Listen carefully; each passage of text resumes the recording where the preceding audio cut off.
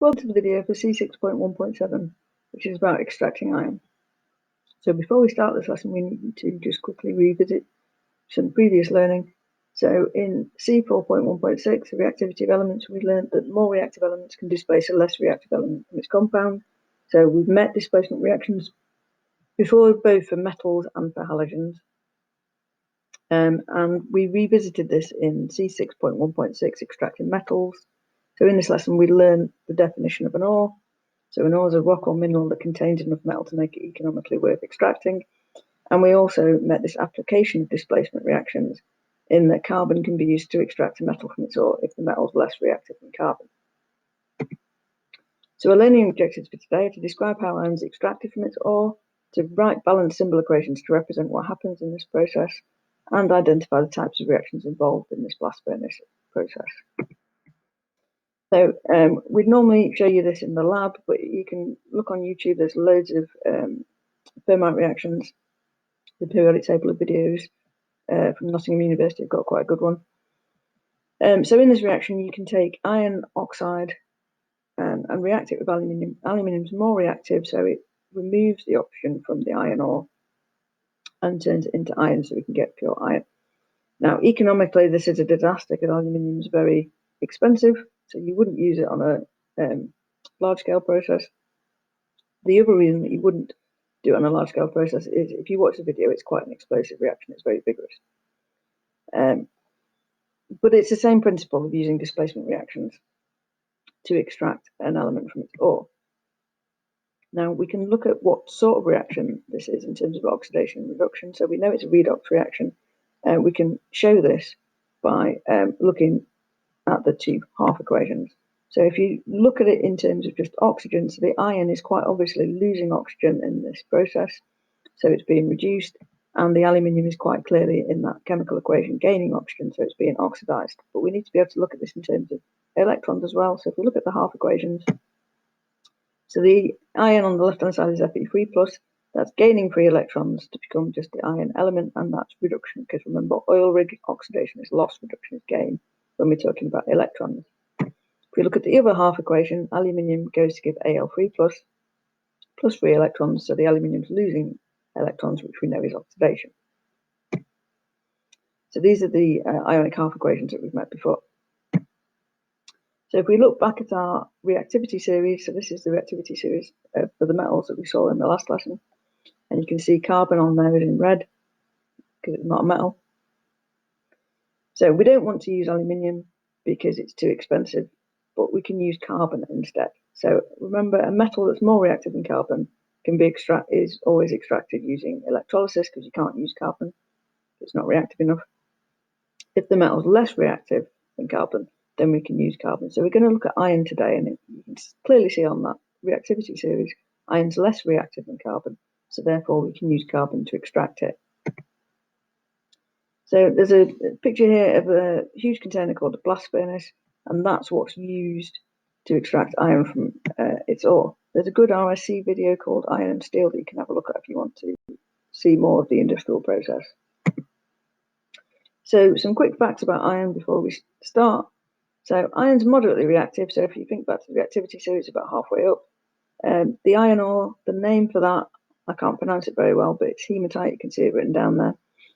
Because iron's abundant in the Earth's crust, so there's lots of it, it's very common. And because we can use carbon to extract it, which is in itself a cheap element, then the whole process is quite cheap. So iron as a material is cheap. It's one of the reasons it's used a lot. It's also very strong, and it's also malleable, which means, if you remember, means that if you can bend it into different shapes without it breaking, so it's not brittle. Because of these, iron is one of the most commonly used metals, so it's used a lot in construction. So here's a diagram showing the blast furnace, which is how iron is extracted. And you can see from that in the top of the diagram there, you can see that the iron ore, coke and limestone is added to the top of the blast furnace. So those three raw materials that we add. So we add coke. So coke is just coal that's been heated in the absence of air, and it can then be used in this process. And we add that because we want carbon added, because that's what we're using to reduce the iron ore. A limestone is added, so limestone, remember, is calcium carbonate. That's added to remove impurities, and of course we need to add the iron ore itself, the iron oxide. So if you look at the bottom of the diagram, you can see a hot air blast going in, so hot air is blown in at the bottom, and that high temperature is important for this process to happen. So the coke that's added, that's got carbon in it. The carbon reacts with the oxygen in the air that's blasted in. That initially forms carbon dioxide, but then undergoes further reaction to get carbon monoxide, and then the carbon monoxide itself reduces the ore. We'll look at the chemical equations for this later on.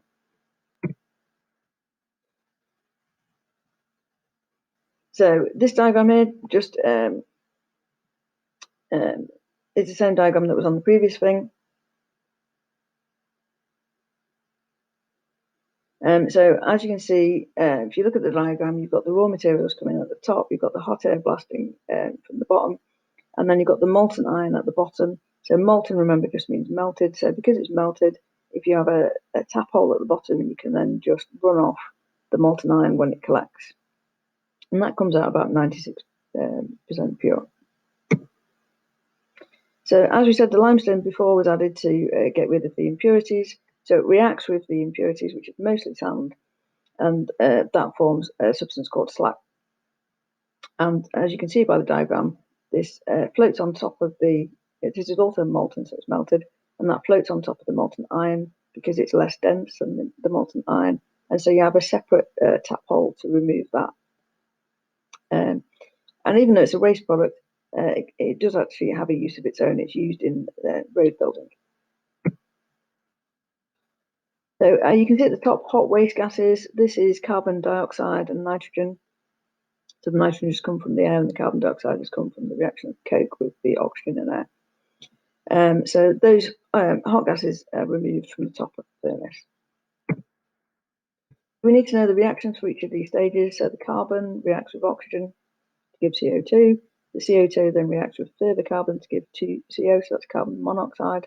And then that carbon monoxide reacts with the iron ore, the iron oxide, to give carbon dioxide. And the important thing that we need, which is what we're trying to do this whole process for, the iron itself.